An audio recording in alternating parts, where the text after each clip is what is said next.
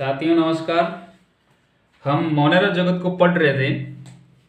Monera जगत में क्या होता है, प्रोकैरियोट शामिल होते हैं जिनमें स्पष्ट न्यूक्लियस नहीं होता है, उनको न्यूक्लियोटाइड टिनोफोर या फिलामेंटस न्यूक्लियस कहते हैं। मोनेरा में कौन कौन से शामिल थे? जीव, यू बैक्टीरिया यानी वास्तविक बैक्टीरिया, उसको अपन सामान्यतः बैक्टीरिया भी कहते हैं, ब्लू ग्रीन एल्गी, माइकोप्लाज्मा और आर्की बैक्टीरिया और रिकेशिया, ये कुछ जीव शामिल थे इसमें। और अपन क्या कर रहे थे, यू बैक्टीरिया को डिटेल से पढ़ लिया था। यू बैक्टीरिया की संरचना कैसी होती है, आकार कैसा होता है और उसके लाभदायक और हानिकारक प्रभाव पढ़ लिए थे। और उसमें आपको कुछ चीज़ें होती है, जैसे ये किण्वन फर्मेंटेशन करता बैक्टीरिया, गंगा का जल शुद्ध करता है बैक्टीरिया, और जेनेटिक इंजीनियरिंग में भी काम आता है, विटामिन बी संश्लेषण करता है। ये पॉइंट आपको पिछले वीडियो में जाकर के रिवाइज करना है, ठीक है। आज मोनेरा जगत का दूसरे 2-3 जीव है उनका स्टडी करेंगे डिटेल से। और यहाँ पे जो मैंने रेड कलर से, लाल रंग से जो दिखाया है आपको लिखे हैं, और मैं समझाऊंगा भी, ये बहुत इंपॉर्टेंट है आपको एग्जाम की दृष्टि से। कोई भी एग्जाम ले लो, जो सामान्य क्वेश्चंस होते हैं, जनरल साइंस के क्वेश्चन होते हैं, वो आपको कवर कर लेंगे इसमें, ठीक है। जो मोनेरा जगत का दूसरा जीव था वो कौन सा था? Blue green algae. कौन सा था? Blue green algae. ये दो जगत प्रणाली में, टू किंगडम सिस्टम में ब्लू ग्रीन एल्गी को पहले साइनोफाइसी या मिक्सोफाइसी में रखते थे। साइनोफाइसी और मिक्सोफाइसी क्या होते हैं? ये शैवालों की क्लास थी। ये किसकी क्लास थी? इसीलिए इसको ब्लू ग्रीन एल्गी को इस क्लास में रखते थे, क्योंकि ये फोटोसिंथेसिस करती थी। इसीलिए दो जगत प्रणाली में वैज्ञानिकों ने इसको प्लांट जगत में रख दिया था। आपको पता है प्लांट जगत का एक कैरेक्टर है, एक सार्वभौमिक लक्षण है कि वो भोजन अपना खुद बनाते हैं। इसीलिए ब्लू ग्रीन एल्गी को उन्होंने किसमें रखा था? शैवालों में रखा था। और उसकी क्लास का नाम क्या था? साइनोफाइसी या मिक्सोफाइसी। क्या? साइनोफाइसी या मिक्सोफाइसी। लेकिन अब वैज्ञानिक क्या करते हैं कि ब्लू ग्रीन एल्गी को मोनेरा में रखते हैं। क्यों रखते हैं? क्योंकि ये प्रोकैरियोट है। क्या है? प्रोकैरियोट। इसीलिए मोनेरा जगत में इसको शामिल किया गया है, ठीक है। और अब ब्लू ग्रीन एल्गी को क्या कहते हैं? साइनोबैक्टीरिया कहते हैं। नोट करना इसको, साइनोबैक्टीरिया कहते हैं। और दूसरा इंपॉर्टेंट पॉइंट है इसका कि साइनोबैक्टीरिया ऐसे जीव थे जो पृथ्वी पर प्रथम बार ऑक्सीजन पैदा किया था। प्रथम बार ऑक्सीजन पैदा किया था। आपको इस सवाल पूछेंगे एग्जाम में कि इस पृथ्वी पर प्रथम बार ऑक्सीजन लाने वाले कौन से जीव थे? साइनोबैक्टीरिया। और साइनोबैक्टीरिया को बोलते हैं ब्लू ग्रीन एल्गी बोलते हैं, ठीक है। दोनों पॉइंट क्लियर। आगे बढ़ते हैं अपन। ब्लू ग्रीन एल्गी सभी स्थानों पर पाए जाते हैं। इसका मतलब होता है ब्लू ग्रीन एल्गी आपका साइनोबैक्टीरिया जल में भी पाया जाता है, हवा में भी पाया जाता है, और कहाँ पे होता है? ये पृथ्वी पर भी पाया जाता है। इसलिए सभी स्थानों पर पाया जाता है, ठीक है। और साइनोबैक्टीरिया प्रकाश संश्लेषी प्रोकैरियोट्स होते हैं। देखिए ये बहुत इंपॉर्टेंट है, प्रकाश संश्लेषी। ये जो आपको प्रोकैरियोट्स है, प्रोकैरियोट्स क्या है? प्रकाश संश्लेषी। साइनोबैक्टीरिया प्रकाश संश्लेषी प्रोकैरियोट है जो अपना भोजन खुद बनाते हैं, ठीक है। अब दूसरा देखिए, इसके नाम में ही क्या छुपा है? ब्लू ग्रीन एल्गी, नीले हरे शैवाल। नीले हरे शैवाल जो है, तो ये क्या है कि इनका रंग जो नीला और हरा ही नहीं होता, कभी कभी लाल होता है, कभी कभी पीला होता है, ठीक है। तो इसीलिए आपका एक महासागर है, सागर है लाल सागर। कौन सा सागर? लाल सागर है, जिसका लाल रंग किसके कारण होता? ब्लू ग्रीन एल्गी या साइनोबैक्टीरिया द्वारा होता है। उसका नाम है आपका ट्राइकोडेस्मियम। ट्राइकोडेस्मियम के कारण ही लाल सागर का रंग लाल होता है।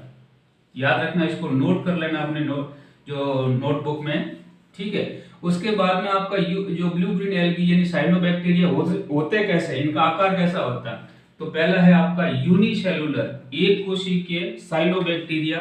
ये कोशिका के आकार के भी होते हैं, और इसका उदाहरण है आपका स्पाइरुलिना। उदाहरण कौन सा है? स्पाइरुलिना। और ये बहुत इंपॉर्टेंट है, स्पाइरुलिना में 71%, कितना परसेंट? 71% प्रोटीन पाई जाती है। 71% क्या होती है? प्रोटीन पाई जाती है। और ये खाने के काम में आता है, और इसको जंतुओं का चारा भी कहते हैं, ठीक है। ये यूनिसेलुलर साइनोबैक्टीरिया होते हैं, क्लियर।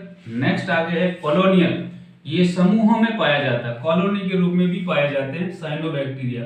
उदाहरण कौन सा है? एनाबीना। कॉलोनियल साइनोबैक्टीरिया कौन सा है? एनाबीना। तीसरा है आपका फिलामेंटस या तंतुमय ब्लू ग्रीन एल्गी, तंतुमय ब्लू ग्रीन एल्गी। और इसका एग्जांपल है आपका ऑसिलेटोरिया। ये तीनों एग्जांपल याद रख लेना, फिलामेंटस ऑसिलेटोरिया, कॉलोनियल एनाबीना और स्पाइरुलिना क्या होता है? यूनिसेलुलर होता है। ठीक है, उसके बाद में देखिए जो फिलामेंटस होता है, तंतुमय ब्लू ग्रीन एल्गी होता है, उसका फिलामेंट को ट्राइकोम कहते हैं। क्या कहते हैं? ट्राइकोम। याद रखना इसको, क्या कहलाता है? फिलामेंट क्या कहलाता है? ट्राइकोम कहलाता है। और ये ब्लू ग्रीन एल्गी यानी साइनोबैक्टीरिया होते हैं, वो हमेशा क्या होते हैं? ग्राम नेगेटिव बैक्टीरिया होते हैं, ग्राम नेगेटिव। मैंने बताया था आपको कि कुछ जीवाणु जो होते हैं ग्राम पॉजिटिव भी होते हैं, ग्राम नेगेटिव होते हैं, लेकिन ब्लू ग्रीन एल्गी आपका हमेशा ग्राम नेगेटिव होता है। ठीक है, अब अगर देखा जाए कि इसकी कोशिका संरचना में ब्लू ग्रीन एल्गी यानी साइनोबैक्टीरिया का साइटोप्लाज्म में कौन कौन सी कोशिका में कुछ कण पाए जाते हैं, कुछ बॉडीज पाई जाती है, उनको बोलते हैं थाइलेकोइड्स। कोशिका में बिखरे रहते हैं थाइलेकोइड्स। इसको क्या बोल सकते हैं? इनको बोल सकते हैं क्रोमेटोफोर बोलते हैं। थाइलेकोइड्स क्या होते हैं?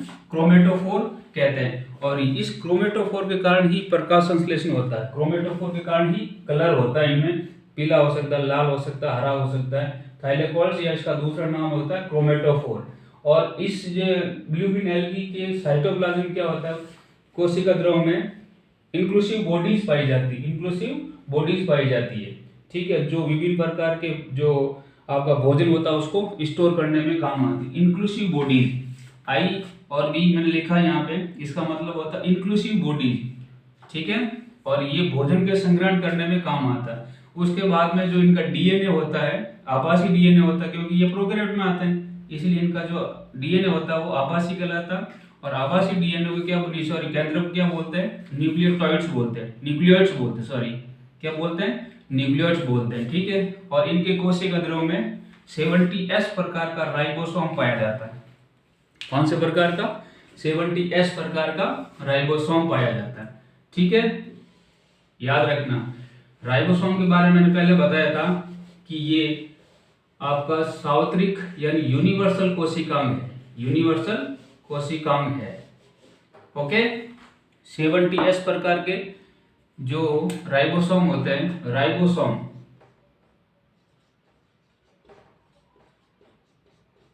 राइबोसोम 70S प्रकार के होते हैं, क्योंकि ये प्रोकैरियोट है, क्योंकि ये प्रोकैरियोट इसीलिए। ठीक है, उसके बाद में देखिए जो साइनोबैक्टीरिया यानी ब्लू ग्रीन एल्गी है आपका नाइट्रोजन फिक्सेशन के रूप में बहुत काम आता है। साइनोबैक्टीरिया नाइट्रोजन का स्त्रीकरण करता है वातावरण में, खेतों में, जमीन में, और नाइट्रोजन स्त्रीकरण से क्या होती है? उत्पादकता बढ़ जाती है, उत्पादकता बढ़ जाती है। ये जो ब्लू ग्रीन एल्गी होता है आपका, एक तो सहजीवी के रूप में भी नाइट्रोजन फिक्सेशन करता है, और एक असहजीवी यानी फ्री रह करके भी, अकेला रहकर भी कर सकता है। सहजीवी के रूप में जो उदाहरण है नाइट्रोजन स्त्रीकरण के, कौन सा है? एनाबीना और नॉस्टॉक। एनाबीना और नॉस्टॉक। एनाबीना क्या होता है? एजोला जो प्लांट होता है उसके साथ में रह करके, पत्तियों के साथ में रह करके नाइट्रोजन फिक्सेशन करता है। और साइकस की कोरलोइड रूट होती है, कोरलोइड रूट में रह करके भी ये दोनों क्या करते हैं? नाइट्रोजन फिक्सेशन करते हैं। याद रखना, जो साइनोबैक्टीरिया है नाइट्रोजन फिक्सेशन का कार्य करता है। ये सहजीवी यानी सिम्बायोसिस के द्वारा भी, सिम्बायोसिस ये क्या होता है? जीवन होता है, जिसमें एक तो दोनों साथ रह करके अपना अपना अपना लाइफ स्पेंड करते हैं। एक भोजन देता है, दूसरा कुछ आपका जल या फिर प्रकाश संश्लेषण द्वारा ऐसा करते हैं, तो इसको सहजीवन कहते हैं, सहजीवी कहते हैं। और सहजीवी के रूप में एनाबीना और नॉस्टॉक होता है। और ये एजोला और साइकस दोनों के साथ सहजीवी रह करके, कौन? साइनोबैक्टीरिया एजोला के साथ भी पाया जाता है, साइकस के भी साथ पाया जाता है। इसके साथ सहजीवी बिता करके दोनों साथ साथ चल करके नाइट्रोजन स्त्रीकरण करते हैं और इनमें क्या उत्पादकता बढ़ाते हैं। अब कुछ जो साइनोबैक्टीरिया होते हैं असहजीवी होते हैं, मतलब खुद अकेले रहकर भी नाइट्रोजन स्त्रीकरण करते हैं आपका। एक तो कौन सा? आपका ये एनाबीना भी स्वतंत्र रहकर कर सकता है, नॉस्टॉक भी कर सकता है। तीसरा जीव आ जाएगा ये साइनोबैक्टीरिया ओलूसीरिया, ओलूसीरिया। इसको देखो, ओलूसीरा। ये जो असहजीवी यानी स्वतंत्र रह करके भी कर सकता है। और दूसरा एक अन्य जीव जो साइनोबैक्टीरिया है, ये कौन सा, ऑसिलेटोरिया है। कौन सा है ये, ऑसिलेटोरिया है। ये चावल के खेतों में नाइट्रोजन फिक्सेशन करता है, ये सहजीवी नहीं रहता, फ्री रहकर करता, और जो चावल की उत्पादकता क्या हो जाती, बढ़ जाती है। ठीक है, यहाँ तक क्लियर। उसके बाद में देखिए बहुत इंपॉर्टेंट है ये, हाईली इंपॉर्टेंट। अब अपन बात कर रहे हैं कि सर जो साइनोबैक्टीरिया ब्लू ग्रीन एल्गी होते हैं वो नाइट्रोजन को फिक्सेशन करते हैं, वो फिक्सेशन कहाँ करते हैं, कैसा होता है सर। तो इन जो ब्लू ग्रीन एल्गी के शरीर में एक कोशिका पाई जाती है, एक कोशिका पाई जाती है, याद रखना इसको। ब्लू ग्रीन एल्गी में क्या पाई जाती है, एक विशेष प्रकार की संरचना होती है। क्या होती है, एक विशेष प्रकार की संरचना होती है, विशेष प्रकार की संरचना होती है, उसको हेटेरोसिस कहते हैं। क्या कहते हैं, और हेटेरोसिस के कारण ही इसमें नाइट्रोजन फिक्सेशन होता है। इस संरचना के कारण ही ब्लू ग्रीन एल्गी या साइनोबैक्टीरिया नाइट्रोजन का स्थिरीकरण करता है। नोट कर लेना इसको, दिमाग में रखना, ये सीधा सवाल, सिंपल सवाल पूछा जाता है आपका। ठीक है, ये आपका नाइट्रोजन फिक्सेशन हो गया। ये देखिए नाइट्रोजन फिक्सेशन के बाद में ये ब्लू ग्रीन एल्गी हमारे लिए लाभदायक भी होता है और हानिकारक भी होता है। ठीक है, क्योंकि ये बैक्टीरिया में आता है, साइनोबैक्टीरिया, नाम से ही पता चला कि बैक्टीरिया, और बैक्टीरिया आते ही अपने दिमाग में क्या आता है कि कुछ न कुछ रोग तो पैदा करता ही करता है। ये साइनोबैक्टीरिया रोग पैदा नहीं करते, लेकिन कुछ हार्मफुल एक्टिविटीज है। जल प्रस्फुटन, याद रखना, जल प्रस्फुटन का मतलब क्या है, जल प्रस्फुटन का मतलब होता है अपने के पास प्रदूषित जल होता है, जहां भी होता है ना, प्रदूषित जल में ये अत्यधिक मात्रा में उगकर जल को और गंदा कर देती है, इसको बोलते हैं जल प्रस्फुटन। ठीक है, प्रदूषित जल, जैसे आपने नालों में या कहीं और दूसरे जगह देखा होगा वो प्रदूषित गंदा जल होता है, तो ये ब्लू ग्रीन एल्गी वहां उग करके उसको और ज्यादा गंदा कर देते हैं, इसको बोलते हैं जल प्रस्फुटन। ठीक है, हमारी पानी की टंकियों में भी ये ब्लू ग्रीन एल्गी यानी साइनोबैक्टीरिया उग करके उसको भी गंदा कर देते हैं, ये हानिकारक होते हैं। ठीक है, और कुछ में क्या करते हैं कि ये टॉक्सिन मिलता है। क्या मिलता है, टॉक्सिन मिलता है। ये जीवों के लिए हानिकारक होता है, लेकिन मच्छर के लार्वा को ये उत्पन्न को हमें रोकता है, ये लाभदायक हो जाएगा। ठीक है, उसके बाद में आपका देखो ये प्रोटीन का निर्माण करता है। अभी मैंने बताया था स्पाइरुलिना 71% आपका क्या होता है, उसमें प्रोटीन होता है, और इसको स्पाइरुलिना को क्या बोलते हैं, जंतुओं का चारा बोलते हैं, याद रखना इसको। ठीक है, तो ये कुछ इसकी लाभदायक हो गई, कुछ हानिकारक चीजें हो गई। मैंने रेड कलर से लिखा है, वो सब इंपॉर्टेंट है। हेटेरोसिस बहुत इंपॉर्टेंट है। थाइलेकोइड्स या टीलो, इसको क्या क्रोमेटोफोर बोलते हैं। थाइलेकोइड्स का दूसरा नाम क्या है, क्रोमेटोफोर। क्रोमेटोफोर, क्रोम का मतलब होता है रंग, कलर, क्रोम का मतलब होता है रंग, और ये रंग कैसा भी, हरा हो सकता है, नीला हो सकता है, लाल पीला जो भी होता है, थाइलेकोइड्स को क्रोमेटोफोर बोलते हैं। और इस सवाल पूछा जा चुका है कि ब्लू ग्रीन एल्गी या साइनोबैक्टीरिया में ऐसी कौन सी संरचना होती है जो प्रकाश संश्लेषण करता है। तो अगर आपके पास थाइलेकोइड ऑप्शन है तो ठीक है, वरना क्रोमेटोफोर वो ऑप्शन जाएगा। ये आपका मोनेरा जगत का ब्लू ग्रीन एल्गी यानी साइनोबैक्टीरिया कंप्लीट हो गया। इसको आराम से देख लीजिए, और इससे संबंधित जो सवाल आपके एग्जाम में आएंगे या आते हैं तो उसको टिक कर सकते हैं। ये आपके 9th क्लास से लेकर के 12th तक या फिर किसी भी कॉम्पिटिटिव एग्जाम में ये आ सकते हैं। अच्छे से इस वीडियो को देखिए और अपने नोट्स बना सकते हो। दूसरा और तीसरा जीव है, दूसरा पढ़ लिया, तीसरा जीव है माइकोप्लाज्मा, बहुत इंपॉर्टेंट है ये। ठीक है, और यहाँ ऐसी जो जगह ये आ जाता है जहाँ पता ही नहीं चलता है। ठीक है, देखिए माइकोप्लाज्मा कौन सा, माइकोप्लाज्मा कौन सा, मोनेरा जगत में आता है, प्रोकैरियोट है। प्रोकैरियोट की मैं आपको मैंने समझाया, केंद्रक नहीं होता उसमें, स्पर्श केंद्रक जो कोशिका नहीं होते। माइकोप्लाज्मा की खोज किसने की थी, नॉकार्ड और रॉक्स ने की थी, नॉकार्ड और रॉक्स ने की थी। ये फ्रांसीसी वैज्ञानिक थे, कहाँ के थे ये, फ्रांस के रहने वाले थे, और ये 1898 में की थी। फ्रांस के वैज्ञानिक थे ये, कहाँ के वैज्ञानिक थे, फ्रांस के वैज्ञानिक थे। ठीक है, और इन्होंने नाम दिया था PPLO, pleuropneumonia like organism, pleuropneumonia like organism. PPLO की फुल फॉर्म है, ठीक है। और इसका नामकरण माइकोप्लाज्मा का नाम किसने दिया था? नोवाक ने दिया था। किसने दिया था? नोवाक ने दिया। नामकरण किसने किया इसको? नोवाक। कब किया? 1929, ठीक है।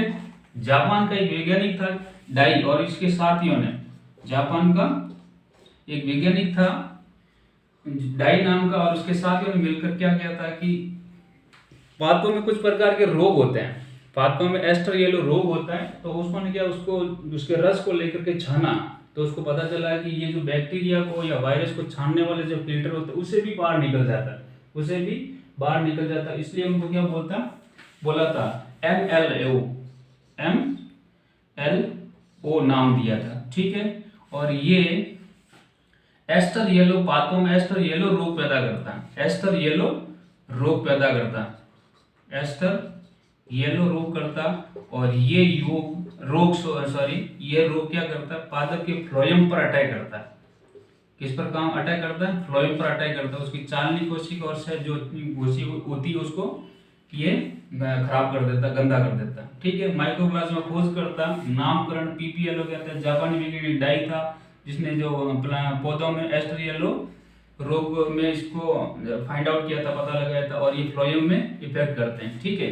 नेक्स्ट देखिए, रेड कलर का लिखा मतलब इंपॉर्टेंट है, रेड कलर मतलब इंपॉर्टेंट है ये आपका। माइकोप्लाज्मा को पादप जगत का, ये माइकोप्लाज्मा है जीव जगत का सबसे छोटा, सबसे सूक्ष्मतम जीव है, सबसे सूक्ष्मतम जीव है। याद रखना, जीव जगत का मतलब पादप और जंतु दोनों में सबसे छोटा, पादप और जंतु दोनों में सबसे छोटा जीव कौन सा है?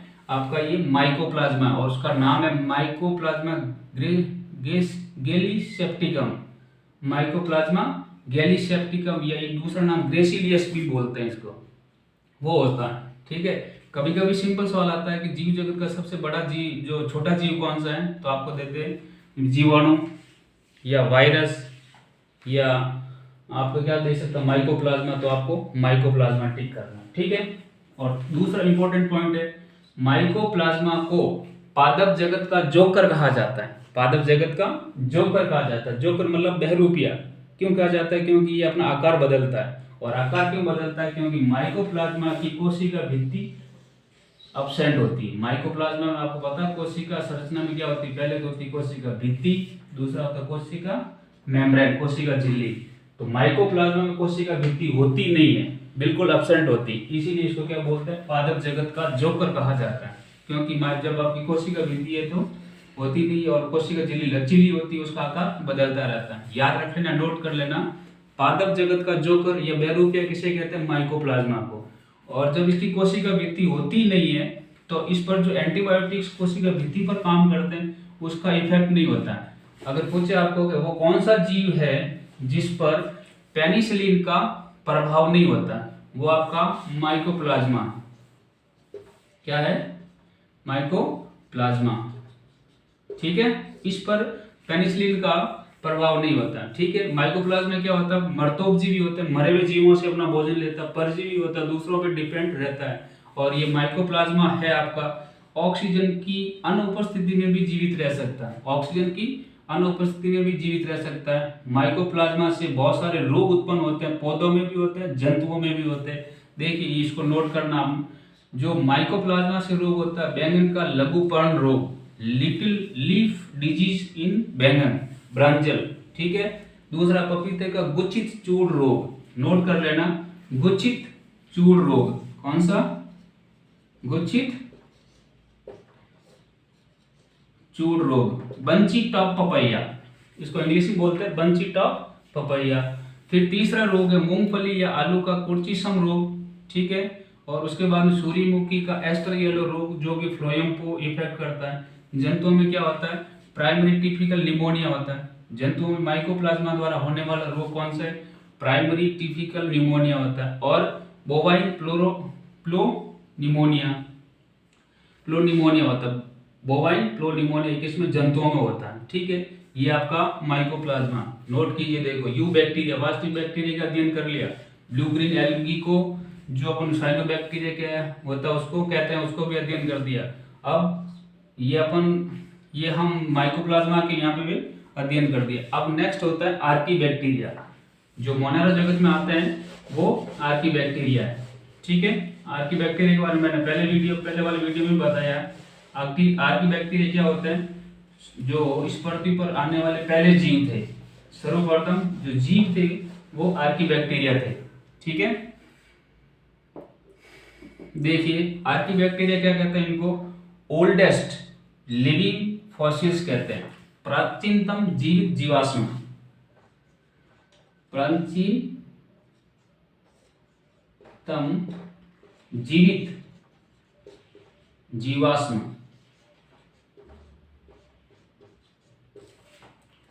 ओल्डेस्ट लिविंग फॉसिल्स, याद रख लेना। ओल्डेस्ट लिविंग फॉसिल्स जो होता है आपका आर्कीबैक्टीरिया होते हैं, ठीक है। क्यों कि ये जब से बने, पृथ्वी हजारों साल करोड़ों साल पहले बनी थी, उस समय ये आर्कीबैक्टीरिया बन गए थे और उसके बाद में आज भी उसी संरचना के साथ जीवित रहते हैं, ठीक है। इनका नाम आपका मैं जो थर्मोकोकस। आर्कीबैक्टीरिया का एग्जाम्पल क्या है? थर्मोकोकस। थर्मो का मतलब ताप होता है। मैथेनोकोकस जो मैथेन को प्रोड्यूस करते हैं, ठीक है।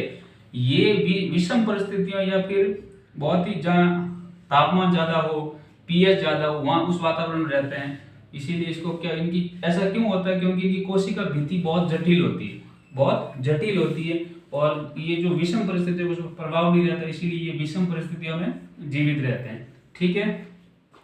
आर्कीबैक्टीरिया के एग्जाम्पल कौन कौन से?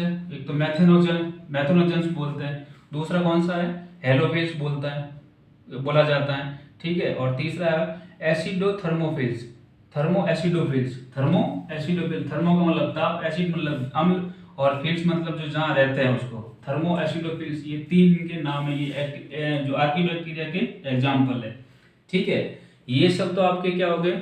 मोनेरा जगत के हो गए। एक आपको क्या होता है कि कुछ बैक्टीरिया ऐसे होते हैं जिनका शरीर कवक के समान होता है, जिनकी बॉडी जो होती है क्या होती है? कवक के समान होती है। और उनको पहले जो वैज्ञानिक क्या कहते हैं? एक्टिनोमाइसीटीज श्रेणी में रखते थे और इनको माइकोबैक्टीरिया कहते थे, ठीक है।